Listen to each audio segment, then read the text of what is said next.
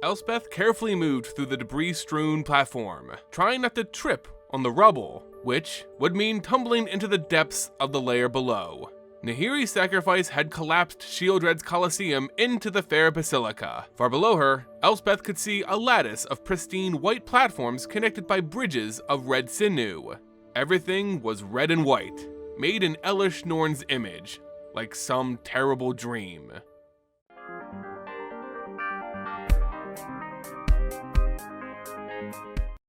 Hey everyone, and welcome back to the Ether Hub. I'm Simon, bringing you more Magic the Gathering lore. Today we're continuing with the Phyrexia All Will Be One story with Chapter 4. In the previous chapter, which you can find linked as a playlist in the description below, we found the heroic Planeswalkers on New Phyrexia struggling to reach their objective.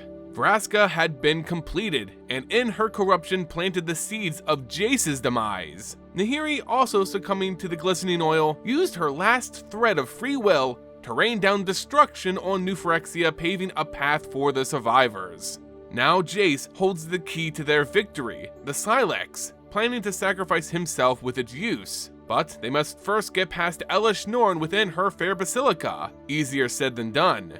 Before we begin, if you're enjoying the videos, please consider leaving it a like, becoming a subscriber, and sharing it with your friends. It all goes a long way in helping support the channel. Now let's continue with Phyrexia All Will Be One Chapter 4, Impossible Odds by Shauna McGuire.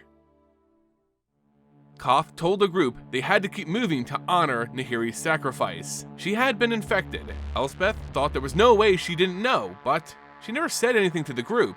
Melira spoke up, admitting that Nahiri had told her when they were back in the furnace layer. Melira could have healed her, but she would have been incapacitated for days. Phyrexia reached through the body like 100 roots, and when you dig one out, you'd find 100 more. Its treatment was an arduous process. They would have had to stay behind while Nahiri's body repaired itself. She saw that as wasting time they didn't have.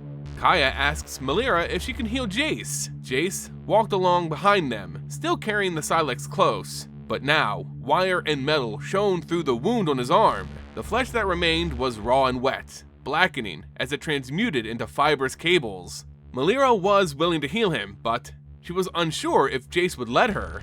Using telepathy, Jace told her that he would not risk them all to save his own life, not when he had already lost Vraska. His mental voice fell silent. He had to spend all of his energy on moving forward. Tyvar, in an attempt to brighten their spirits, told them that they must honor Nahiri's story and the end she wrote for it by walking away victorious. Kaido, on the other hand, just hoped that Nahiri was actually dead. She was probably more powerful than all of them. He doubted that even two of them together could take her on. They hadn't found a body in the debris. Though Nahiri sacrificed herself for them, she might still return as an inexhaustible enemy. This wasn't a place for pretty illusions or what-ifs. It would just get them hurt here in New Phyrexia. They must focus on the here and now and keep moving forward. Suddenly, Kaya drew their attention to a still colossus, red and white, to blend in with the landscape. Neither insectile, reptilian, nor humanoid. Koth informed them that Elesh Norn didn't like to give up what belonged to her. These were the warriors that served her best, ossified into monuments. He had seen some of these become animated to kill Mirrans before, so they had to be cautious. They couldn't pick a safe route. There wasn't one. They had to cross this bridge to get to Elesh Norn's altar, which would lead them down to the Mycosynth Gardens. There, they would have access to the seed core, where Realmbreaker was planted. Realmbreaker was sprouted from the stolen seed of the World Tree on the plain of Kaldheim, the home of Tyvar the Elf. He explained that the World Tree grows within the cosmos itself, linking all the realms, existing inside and outside of reality. He didn't understand how it didn't split the plane in two when it sprouted. It was both a miracle and a horror. Realmbreaker was planted below the seed core, where Elesh Norn imprisoned Karn. Its roots run deep, and the branches reached through the Mycosynth Gardens. Melira told them that on these branches, omen paths have been created, portals between realms, portals they had to close as soon as possible. They passed under the empty gaze of the Goliath Phyrexian monument, Jace solemnly bringing up the rear. The doors of the altar gaped open, like the terrible maw of an all-consuming beast, frozen somewhere between life and death. They walked into the empty foyer, alert and braced for trouble. Frozen Phyrexians studded the walls, Elesh Norn's loyal subjects. They were, in all likelihood, walking into a trap. First, they were scattered along the surface as they arrived. Then, they found Vraska left barely alive to call for Jace. It all must have been planned. New Phyrexia had a Johnny Goldmane on their side, and Elesh Norn was smart enough to use him against his friends. Still, Elesh Norn was not all-knowing, and her forces were distracted by the rebellion. The combined forces of Mirrans, as well as Urabrask's and Shieldred's Phyrexians, were proving a suitable distraction. They pressed deeper into the building, passing more motionless bodies of Phyrexian nightmares. Elesh Norn's throne was unguarded. Beneath it was a chamber with winding stairs leading down to the Mycosynth Gardens. Once they reached the end of the stairs, they saw the white of the Fair Basilica give way to a steely bluish-gray pebble texture. Melira warned them not to touch it. It was the Mycosynth that took Mirrodin in the first place, sending their infectious spores throughout the plane. Behind them, Jace groaned, his stomach splitting as writhing metallic cords fought for dominion over the tissue of his body. They needed to go deeper to the seed core. Melira led them through the metal-laced landscape, avoiding the Mycosynth. They approached the gateway, which was just a pile of twisted fungal strands. Melira tells them that it infects anything it touches. It was a good thing that she was immune to pheresis, but the others couldn't boast such fortunes. As she moved close, the pile pulsed before opening into a hole of darkness ringed with waving tendrils. The tendrils reached out to caress Melira, leaving some glistening oil that she was able to just wipe away. The rest of them didn't have her resistance. There had to be another way in. Tyvar remembered how Kaido peeled the glistening oil off his skin before it made its way inside of his body while they were fighting in the Colosseum. If he could do that again, Tyvar might be able to spread his transmutation magic across all of the group once they got into the seed core. This would give them all the same hex gold armor that hugged his skin. It offered at least some resistance. He wouldn't be able to hold the spell for long, and the glistening oil resisted Kaido's telekinesis, but they had to try. None of them would be able to use their magic while Tyvar's own was affecting them, so they had to use the remaining halo to stave off the oil until Kaido could use his magic again. Tyvar transmuted his skin into Glimmervoid metal, then it spread, covering the rest of them. Glimmervoid metal was native to Mirrodin, and could resist pheresis. The group walked past the tendrils, which left streaks of oil behind on their hardened skin. They filed through a narrow hall and onto an open bridge, taking in the horrific landscape, more disturbing than other visions of New Phyrexia because it was alive and growing. Tyvar released his spell, and their skin, flesh once more, glistened with black oil. Kaido was able to lift the oil off of them, balling it up and lobbing it to the side of the bridge. They turned to behold the Phyrexian world tree, Realmbreaker. Elesh Norn had cultivated, nurtured, and corrupted it. Its bark was the same white porcelain metal of the Fair Basilica, vivid red showing through the fissures that had opened up on its surface. It bled glistening oil instead of sap.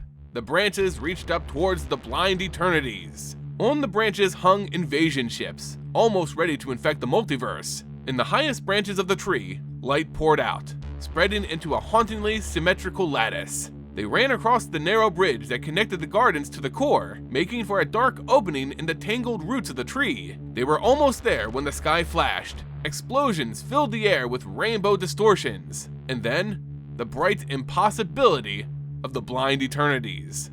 They were too late. It was all for nothing. Realmbreaker had connected to the multiverse. Elesh Norn has access to every plane. They could still do their best to try and undo this. "We have to hurry," Jace said, breathless as he collapsed. Tyvar transmuted his skin into Glimmervoid metal again, and scooped Jace into his arms, making sure Jace's old infection doesn't spread to him. They continued into the dark opening of Realmbreaker's roots. Inside the cavity of the tree, the walls were woven roots. There were passages split off from the chamber, with a large one seeming to be the main channel. At the center, on the low dais, was Karn. The silver golem had been vivisected and spread across the platform. Karn turned his unattached head and croaked, telling them that they shouldn't have come. New Phyrexia had rejected their former father of machines. Elspeth told Karn that they had made a replica of the Silex. They might still be able to save some of the planes out there. Karn would take the burden from them if he could, but he couldn't even move. Jace showed Karn his injury. It was too late for both of them. He hobbled to the doorway on the other side of the room, followed by Tyvar and Kaya. Melira attempted to shift Karn's head to make him more comfortable, wiping away glistening oil. Koth and his explosives team began setting charges to free Karn from his restraints. Elspeth asked if Karn wanted her to stay. Out of selfishness, he did, but urged her to follow Jace. Koth and his team would stay to help Karn once he was free. Elspeth promised she would see him again, and turned to walk through the doorway. The final bridge was long, white, and riddled with red. On the other side, there was a replica of Norn's altar, but made from twisted roots of the Realmbreaker. Jace was back on his own feet, listening to the chorus of voices that hummed through the air. Phyrexians could harmonize, he just realized. Intrigued him. They were able to look up the inside of the trunk, seeing flashes of other planes through the haze. Near the upper branches, they could see the Phyrexians shuffling along the gangways of the invasion vessels. Millions of the white vessels spewed red, contagious smoke. They'd been here, preparing for the real fight all along. They heard steady and confident footsteps behind them on the bridge. Jace backed away with the Silex as the rest of the group turned ready, unsheathing their weapons. It was Ajani and Tybalt, but not as they had known them. Ajani wore red and white armor that seemingly grew from his body, marking him as one of Elesh Norn's. He carried a double-headed axe, blades reserved for her honor. He welcomed them in his familiar voice, expressing his happiness that Elspeth made it here to join him. Elspeth drew her sword, Luxior. She wasn't here to join him, she was here to stop him. Ajani asks why, with honest curiosity. They would be together forever, harmonious. No more conflict, no more pain. All will be one.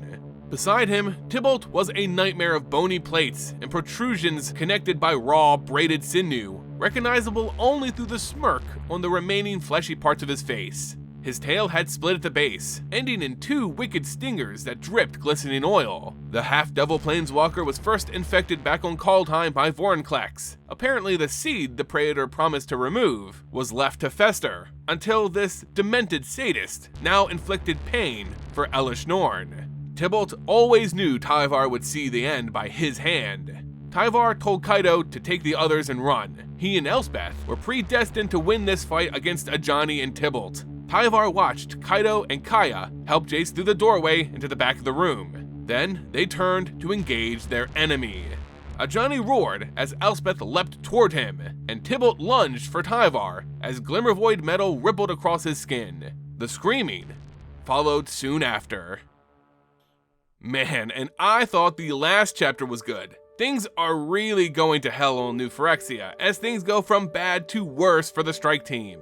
Nahiri and Vraska are gone. Jace is mortally wounded. Karn is dismantled and scattered. Now, a completed Ajani and Tybalt stand between them and Realmbreaker's roots. This is the shadow, the preamble before the big fight between Elspeth and Ajani. Once inseparable friends, now at war with one another. Before this story is done, we will undoubtedly mourn more characters. Anyway, that's going to do it for today's video. If you're enjoying them, remember you can check out the entire All Will Be One story in a playlist linked in the description below. Don't forget to show your support by leaving us a like, becoming a subscriber, and of course sharing it with your friends. As always, thank you all so much for watching, and until next time guys, see ya!